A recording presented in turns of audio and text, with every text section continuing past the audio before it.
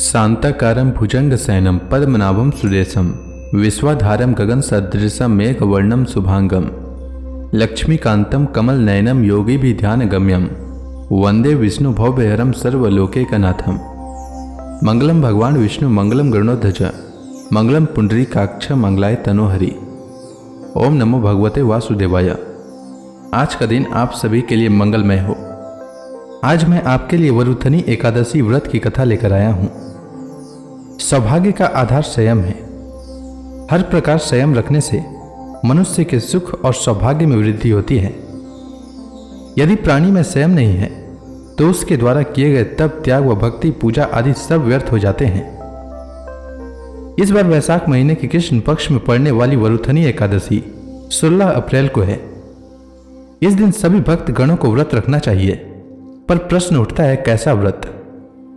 क्या मैं उस व्रत की बात कर रहा हूं जिससे शरीर को कष्ट पहुंचाते हुए किसी तरह एक दिन काट लिया जाता है और मन में वही सब करने की इच्छा होती रहती है जो हर रोज करते रहते हैं?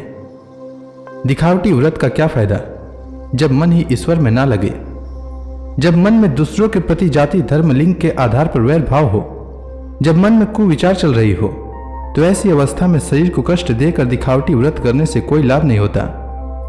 मन पर संयम पाना और मन को ईश्वर भक्ति में लगाना ही व्रत है। भगवान श्री कृष्ण श्रीमद् भागवत गीता के 3 अध्याय के 26वें श्लोक में कहते हैं, कर्मेंद्रियाणि संयम्य यास्ते मनसा स्मरन् इंद्रियाणि विमूढ़ात्मा मिथ्याचार स उच्यते। जो अपने कर्मेंद्रियों के बाह्य घटकों को तो नियंत्रित करते हैं लेकिन मन से इंद्रियों के विषयों का चिंतन करते रहते हैं, वे निस्संदेह स्वयं को धोखा देते हैं और पाखंडी कहलाते हैं। मैं आपको इस विषय को समझाने के लिए पुराणों में वर्णित तावृत और सुवृत 2 भाइयों की कथा सुनाता हूं। आप ध्यान पूर्वक सुनिए। एक दिन 2 भाई अपने घर से श्रीमद् भागवत का प्रवचन सुनने के लिए मंदिर जा रहे थे।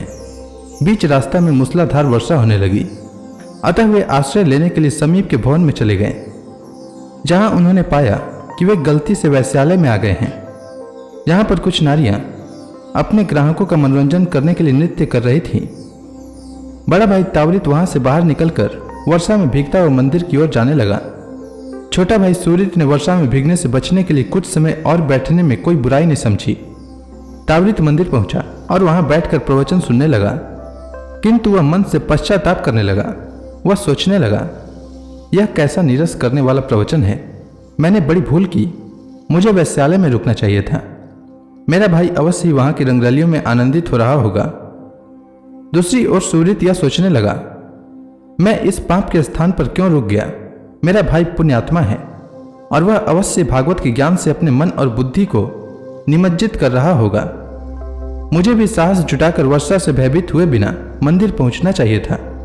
आखिरकार मैं कोई नमक का बना हुआ नहीं हूं जो थोड़ी वर्षा में घुल जाता। जब वर्षा समाप्त हुई तो दोनों भाई अपने अपने स्थानों से बाहर निकले और एक दूसरे की दिशा की ओर बढ़े। जिस क्षण में वह एक दूसरे से मिले तब अचानक उन पर बिजली गिरी और उसी स्थान पर उनकी मृत्यु हो गई। तब यमराज वहां आकर तावृत को नरक में ले जाने लगे। तब तावृत ने आपत्ति करते हुए कहा, तुमसे भूल हुई है, मैं तावृत हूं, वह मेरा भाई था जो कुछ समय पहले वैश्यालय में बैठा था, अतः तुम्हें उसे नरक में ले जाना चाहिए। यमदूतों ने उत्तर दिया, हमने कोई भूल नहीं की है।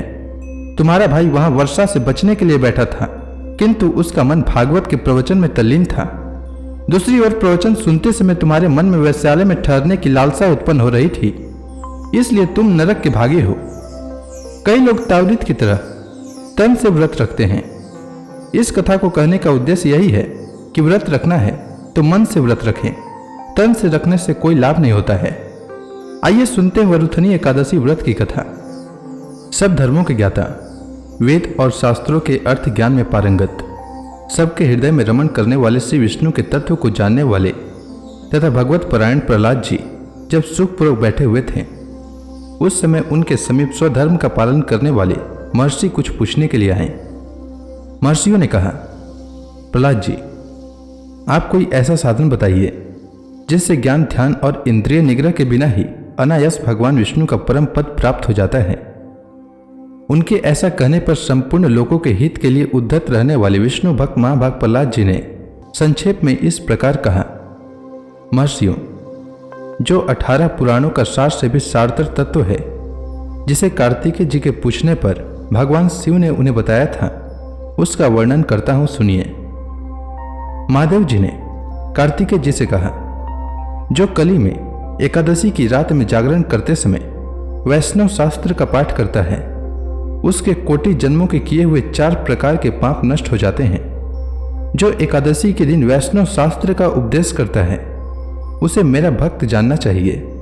जिसे एकादशी के जागरण में निद्रा नहीं आती तथा जो उत्साहपूर्वक नाचता और गाता है, वह मेरा विशेष भक्त है। मैं उसे उत्तम ज्ञान देता हूँ और भगवान विष्णु मोक्ष प्रदान करते हैं। अतः मेरे भक्त को विशेष रूप से जागरण करना चाहिए। जो भगवान विष्णु से वैर करते हैं, उन्हें पाखंडी जानना चाहिए। जो एकादशी को जागरण करते और गाते हैं, उन्हें आधे निमेष में अग्निष्टोम तथा अतिरात्र यज्ञ के समान फल प्राप्त हो जाता है। जो रात्रि जागरण में बारंबार भगवान विष्णु के मुखार बिंद का दर्शन करते हैं, उनको भी वही फल प्राप्त होता है। जिनके वंश के लोग एकादशी की रात में जागरण करते हैं, वे ही धन्य हैं। जिन्होंने एकादशी को जागरण किया है, उन्होंने यज्ञ, दान, गया, श्राद्ध और नित्य प्रयाग स्नान कर लिया है। उन्हें सन्यासियों का पुण्य भी मिल गया और उनके द्वारा इष्टपूर्त कर्मों का भी भली भांति पालन हो गया। सदानंद, भगवान विष्णु के भक्त जागरण सहित एकादशी व्रत करते हैं, इसलिए वे मुझे सदा ही विशेष प्रिय हैं। जो एकादशी की रात में भगवान विष्णु के आगे वैष्णव भक्तों के समीप गीता और विष्णु सहस्त्र नाम का पाठ करता है, वह उस परम धाम में जाता है जहां साक्षात भगवान नारायण विराजमान हैं। जो श्रीहरि के समीप जागरण करते समय रात में दीपक जलाता है, उसका पुण्य 100 कल्पों में भी नष्ट नहीं होता। जो जागरण काल में मंजरी सहित तुलसी दल से भक्ति पूर्वक भगवान श्रीहरि का पूजन करता है, उसका पुनः इस संसार में जन्म नहीं होता। स्नान, चंदन, लेप, धूप, दीप, नैवेद्य और तांबुल, यह सब जागरण काल में भगवान को समर्पित किया जाए तो उससे अक्षय पुण्य होता है। कार्तिकेय, जो भक्त मेरा ध्यान करना चाहता है, वह एकादशी की रात्रि में श्रीहरि के समीप भक्ति पूर्वक जागरण करे। एकादशी के दिन जो लोग जागरण करते हैं, उनके शरीर में इंद्र आदि देवता आकर स्थित हो जाते हैं। जो जागरण काल में महाभारत का पाठ करते हैं, वे उस परम धाम में जाते हैं जहां सन्यासी महात्मा जाया करते हैं। जो उस समय श्री रामचंद्र जी का चरित्र 10 कंठ वध पढ़ते हैं, वे योग वेताओं की गति को प्राप्त होते हैं। जिन्होंने श्रीहरि के समीप जागरण किया है, उन्होंने चारों वेदों का स्वाध्याय, देवताओं का पूजन, यज्ञों का अनुष्ठान तथा सब तीर्थों में स्नान कर लिया। श्री कृष्ण से बढ़कर कोई देवता नहीं है और एकादशी व्रत के समान दूसरा कोई व्रत नहीं है। जहां भागवत शास्त्र है, भगवान विष्णु के लिए जहां जागरण किया जाता है और जहां सालग्राम शिला स्थित होती है, वहां साक्षात भगवान विष्णु उपस्थित होते हैं। वरुथनी एकादशी व्रत की कथा के अनुसार एक बार महाराज युधिष्ठिर ने भगवान श्री कृष्ण से पूछा, हे प्रभु, वैशाख माह के कृष्ण पक्ष की एकादशी का क्या नाम है तथा उसका क्या विधान है और उसको करने से किस फल की प्राप्ति होती है, सो कृपा पूर्वक विस्तार से बताइए। युधिष्ठिर की बात सुनकर भगवान श्री कृष्ण ने कहा, हे युधिष्ठिर, वैशाख माह के कृष्ण पक्ष की एकादशी का नाम वरुथनी एकादशी है। यह सौभाग्य प्रदान करने वाली है। इसका उपवास करने से प्राणी के समस्त पाप नष्ट हो जाते हैं। वरुथनी एकादशी के प्रभाव से ही राजा मानधाता को स्वर्ग की प्राप्ति हुई थी। इसी प्रकार धुंधुमार आदि भी स्वर्ग को गए थे। वरुथनी एकादशी के उपवास का फल 10 सहस्त्र वर्ष तपस्या करने के फल के समान है। कुरुक्षेत्र में सूर्य ग्रहण के समय जो फल एक बार स्वर्ण दान करने से प्राप्त होता है, वही फल वरुथनी एकादशी का उपवास करने से प्राप्त होता है।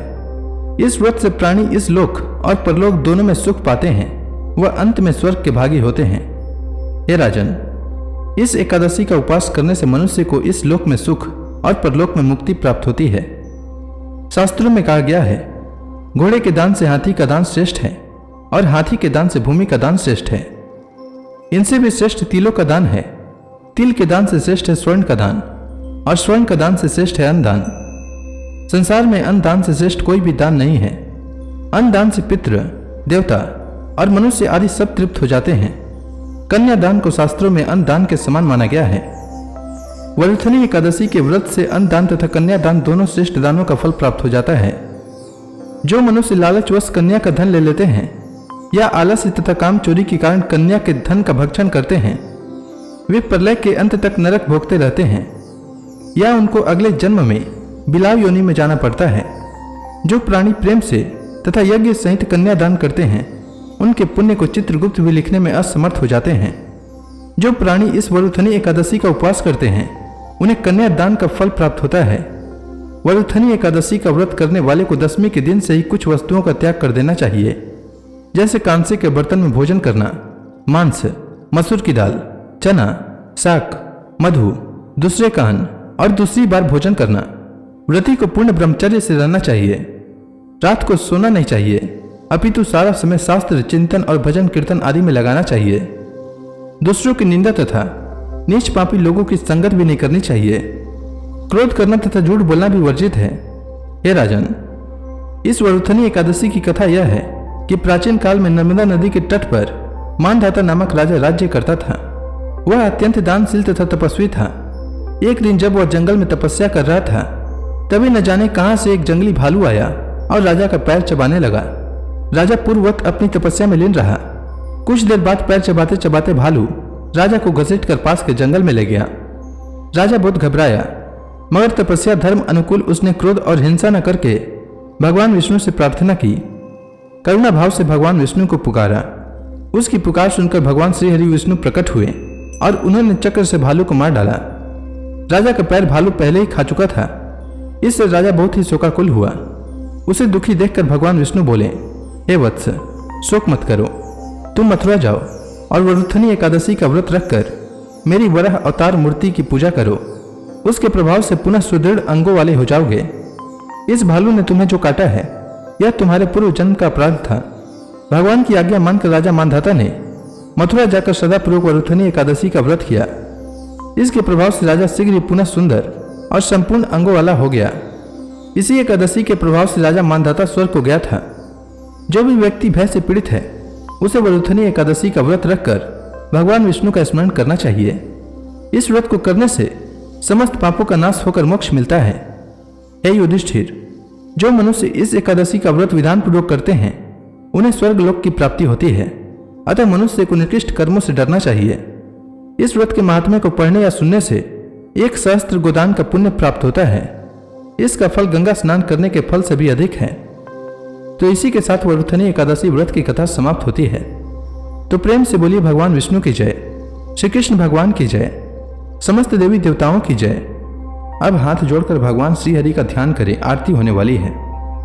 ओम जय एकादशी माता, मैया जय एकादशी माता। विष्णु पूजा व्रत को धारण करके, विष्णु पूजा व्रत को धारण करके शक्ति मुक्ति पाता। ओम जय एकादशी माता। तेरे नाम गिनाऊं देवी, भक्ति प्रदान करनी, भक्ति प्रदान करनी। गण गौरव की देनी माता, गण गौरव की देनी माता, शास्त्रों में बरनी। ओम जय एकादशी माता। मार्गशीर्ष कृष्ण पक्ष की उत्पन्ना, विश्व तारणी जनमी, मैया विश्व तारणी जनमी। शुक्ल पक्ष में हुई मोक्षदा, शुक्ल पक्ष में हुई मोक्षदा, मुक्तिदाता बन के भरमी। ओम जय एकादशी माता। पौष के कृष्ण पक्ष की सफला नामक है, शुक्ल पक्ष में होए पुत्रदा, आनंद अधिक रहे। ओम जय एकादशी माता। नाम सट तिला माघ मास में कृष्ण पक्ष आवे, मैया कृष्ण पक्ष आवे। शुक्ल पक्ष में जया कहावे, शुक्ल पक्ष में जया कहावे। विजय सदा पावै। ओम जय एकादशी माता। विजया फाल्गुन कृष्ण पक्ष में शुक्ला अमला की, मैया शुक्ला अमला की। पाप मोचनी कृष्ण पक्ष में चैत्र महाबली की। ओम जय एकादशी माता। चैत्र शुक्ल में नाम कामदा धन देने वाली, मैया धन देने वाली। नाम बरूथनी कृष्ण पक्ष में बैसाख माहवाली। ओम जय एकादशी माता। शुक्ल पक्ष में होए मोहिनी अपराज्येष्ठ कृष्ण पक्षी, मैया अपराज्येष्ठ कृष्ण पक्षी। नाम निर्जला सब सुख करने शुक्ल पक्ष रखी। ओम जय एकादशी माता। योगिनी नाम आषाढ़ में जानो कृष्ण पक्ष करनी, मैया कृष्ण पक्ष करनी। देवसैनी नाम कहायो शुक्ल पक्ष धरनी। ओम जय एकादशी माता। कामिका श्रावण मास में आवे कृष्ण पक्ष कहिए। श्रावण शुक्ला होए पवित्रा आनंद से रहिए। ओम जय एकादशी माता। अजा भाद्रपद कृष्ण पक्ष की परिवर्तनी शुक्ला, मैया परिवर्तनी शुक्ला। इंद्राश्विन कृष्ण पक्ष में व्रत से भवसागर निकला। ओम जय एकादशी माता। पापांकुशा है शुक्ल पक्ष में आप हरणहारी, मैया आप हरणहारी। रमा मास कार्तिक में आवे सुखदायक भारी। ओम जय एकादशी माता। देवोत्थान शुक्ल पक्ष की दुख नाशक मैया। पावन मास में करो विनती पार करो नैया। ओम जय एकादशी माता।